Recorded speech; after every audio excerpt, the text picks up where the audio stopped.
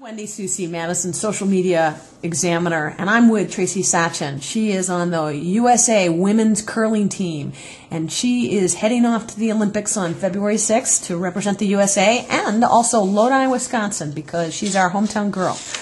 They've started blogging. They're on Facebook. A couple of people are using Twitter, and like everybody else, they had to be taught the do's and don'ts of using social media.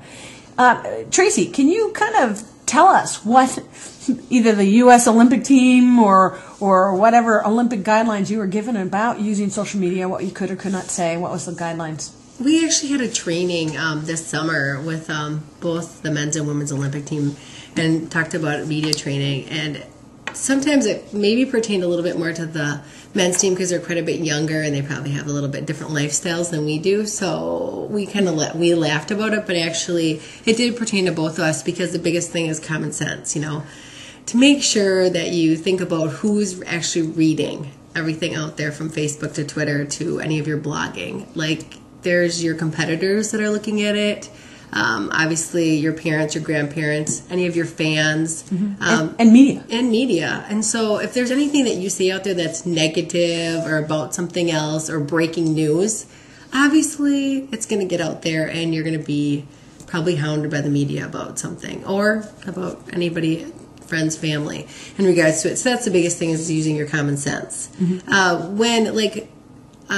So I guess the biggest thing is don't send out anything breaking news that no one else needs to know, and don't say anything that's a lie, or you don't want to talk about negative things about your team, about anything to do with your opponents, anything like that. One of the biggest things that another guideline that they said that like when we're blogging also, and I'm actually kind of reading this off because I'm trying to remember everything we do, is to make sure that when we're doing it, we're not actually doing any kind of advertising.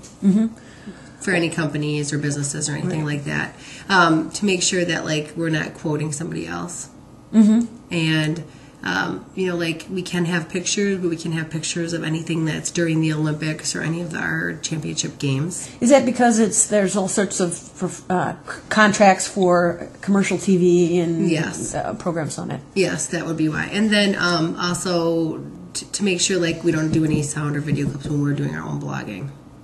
Very good. Which would be challenging for me on this blog since this is a video blog post that I'm writing about as well. Yes. Okay. Well, and maybe that's not so different. Some of the rules about mentioning product names are overall Olympic or professional rules you follow, but most bloggers now have to follow FTC guidelines that you must disclose that you're being paid to write about something, you've been given free gifts or opportunities. And I'd just like to disclose that Tracy has not paid me to do this interview whatsoever. She was graciously acknowledged and was willing to sit down and talk with me for this interview. Tracy, we talked about the fact that you're using Facebook. I think you mentioned someone on the team is on Twitter.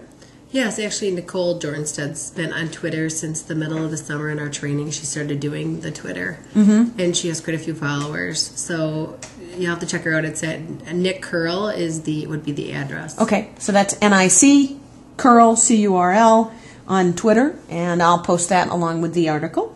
What about blogging? Who's blogging for Team USA? Actually, when we get there, Nicole Jornsted will be blogging on channel3000.com. That's Madison Station and site. Yes, and Natalie Nicholson will be on the Bemidji newspaper blogging when we get there. And right now, actually, I've been doing the USA Today. We started in December, kind of to talk about a little bit of our training and what we were doing a couple months prior to leaving for the Olympics. And then I will be doing it during the Olympics, probably more like daily or every other day, blogging some insight of what's going on.